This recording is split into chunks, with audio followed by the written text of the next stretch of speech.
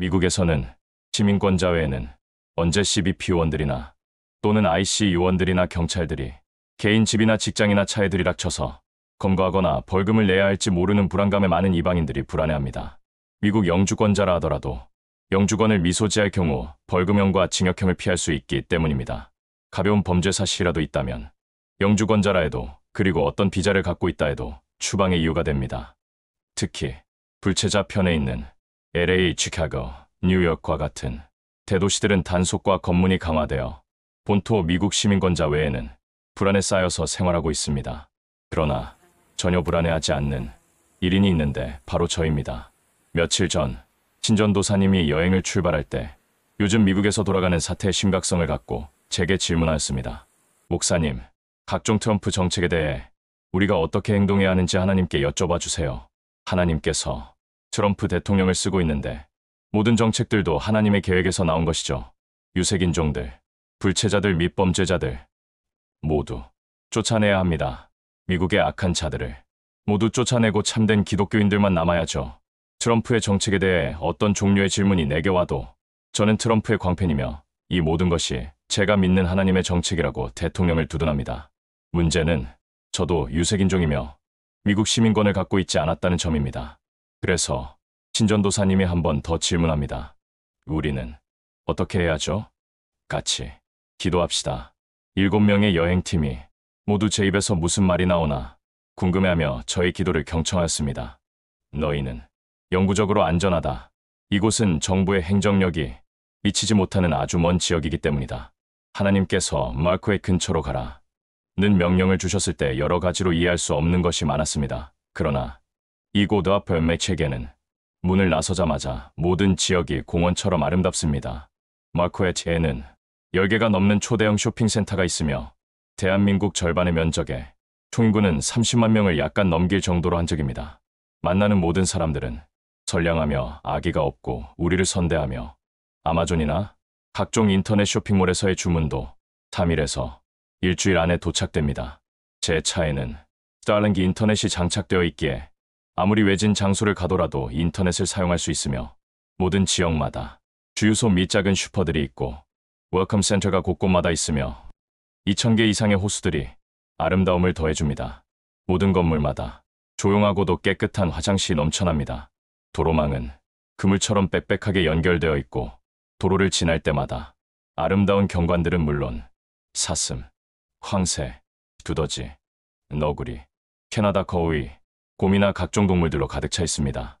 겨울은 몹시 추운 날씨였지만 우리가 미국에 온 이후에는 추운 날씨가 사라졌고 여름 날씨에 가장 뜨거운 온도가 25도에 불과하며 지금은 쌀쌀한 날씨가 계속되고 있습니다. 뉴욕이 40도를 넘고 LA의 기온이 40도에 육박하며 남부지방인 텍사스는 기본이 40도 이상인 것에 비하면 이곳의 하늘은 맑고 청아하며 새소리가 끊이지 않습니다. 대한민국에 있을 때 미국으로 가라는 명령이 주어졌을 때 당시 Full Gospel Church 성도님들은 굉장히 부정적인 시선으로 하나님의 명령을 거부하셨습니다. 왜냐하면 제가 세계여행 19개국을 다니면서 대한민국처럼 좋은 나라가 없다고 수없이 설파하였기 때문입니다. 미국에 오기 전부터 미국 생활의 불안감을 갖고 단지 저의 믿음 하나를 모두 의지하고 미국에 왔지만 이제는 하나님의 명령을 통해 얻는 육적인 그리고 영적인 유익과 장점들에 저의 결정과 저의 인도를 모두 고마워하고 있습니다. 제가 사는 방식은 오직 한 가지, 성령의 음성을 통해 결정하고 판단하며 시행하는 것인데 대부분은 좋은 결과들을 얻어내기 때문입니다. 미국에 와서도 이미 뉴욕과 시카고와 LA 그리고 캐나다에 선교사를 파송하였고 앞으로도 더 많은 선교사를 파송할 계획입니다. 누가 선교사로 파송되어도 모든 선교사들이 자기 자리를 굳게 지키며 모두 안전하게 하나님의 보호 아래 모든 필요가 채워지며 은혜를 받는 삶으로 인도되기 때문입니다. 만약 지금 제가 대한민국에 있었다면 저는 분명 우파 중에 극단적 우파로서 지금처럼 민주당이라는 공산당이 대한민국을 송두리째 삼겨 행정부, 사법부, 입법부 모두를 집어삼키고 과거 정상적인 윤석열 대통령의 편을 들은 모든 자들을 감옥으로 숙청하는 악한 정권 앞에 싸우다가 저는 순교했을 가능성이 거의 100%입니다.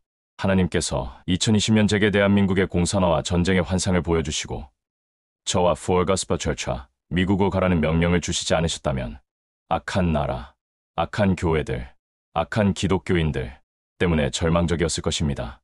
지금도 많은 분들이 저의 환상과 계시 네이버 블로그를 보시고 제게 기도를 받고 싶으시다고 각종 문제를 갖고 오시지만 이미 대한민국이 마귀에게 완전히 넘어간 상태에서 종교, 정치, 경제, 사회, 문화, 모든 영역이 마귀가 사로잡은 결과물을 짊어질 뿐입니다. 마귀가 국가를 장악한 이상 무슨 방법으로 그 국가 안에 있는 국민들을 구할 수 있겠습니까? 앞으로 1년이 지나면 대한민국과 미국은 상호학내가 불가능해집니다. 빨리 마귀에게서 탈출하라는 권고밖에 제가 할 수 있는 답은 없습니다. 소돔 고모라의 심판 앞에 부시 모든 재산을 버리고 탈출하지 않았다면 그의 목숨도 두 자녀의 목숨도 건질 수 없었을 것입니다.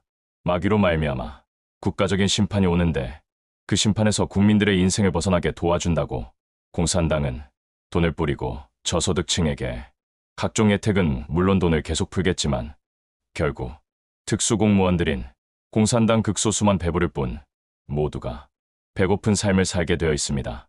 이제까지 러시아, 중국, 북한 등 모든 공산주의 국가들이 보여준 그 전철을 지금 대한민국이 그대로 밟고 있는 것이며 대한민국의 모든 정책이 공산주의 국가에서 시행하는 정책과 동일한 것을 아무도 모르고 있습니다.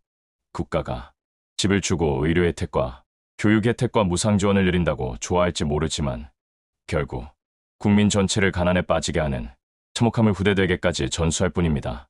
미국에서 중국인들이 가지는 이미지는 아주 악하여 상대하기 싫은 국가 1위인데 그 중국과 붙고 악한 정권인 북한에 사주하는 공산주의자들이 감옥에서 사면되고 각종 행정장관에 임명되고 북한의 지령을 따라 움직이는 자들이 정권을 소유하고 정치가들이 북한의 하수인이 되어도 국민 누구 하나, 기독교인 누구 하나 반항하지 아니하고 받아들이는 것 그 자체가 이미 대한민국은 공산주의 국가가 되었다는 신호입니다.